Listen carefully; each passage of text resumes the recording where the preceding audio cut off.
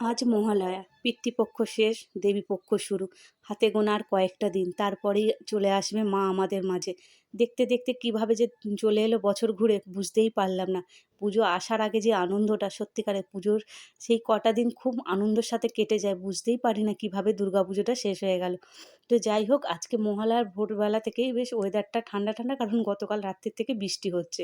আর ছোটোবেলায় এই দিনগুলো কত না আনন্দ করতাম বলো তো। ভোরবেলায় শিউলি ফুল কুড়ানো, কার বাড়িতে টিভি দেখতে যাব, সকলের বাড়িতে ছোটোবেলায় টিভি থাকতো না, যার বাড়িতে হতো। আর মহালয়ার রেডিও সেই ভোর 4টে থেকে শুনতে যে মানে আওয়াজটা, সেই আওয়াজটাতে যেন গায়ে একটা শিহরণের কাঁটা দিয়ে দেয়, তাই না? তো বেশ ভালোই হচ্ছে, আমার শ্বশুরমশাই ভোরবেলায় রেডিও চালিয়েছিলেন। তো ওখানে শেষ হবার পর এখন টিভিতে চলছে মহালয়া, আর এদিকে আমি চা বসিয়ে দিয়েছি। এই চা খেতে খেতে মহালয়া দেখার আনন্দটাই আলাদা, তাই না? তো যাই হোক, তোমরা কে কে মহালয়া দেখছো আজকে সেটা অবশ্যই কমেন্ট করো। এই যে আমাদের বাড়িতে টিভিতে এখন মহালয়ার পর্ব চলছে, খুব জমিয়ে সকলে মিলে দেখছি আমরা।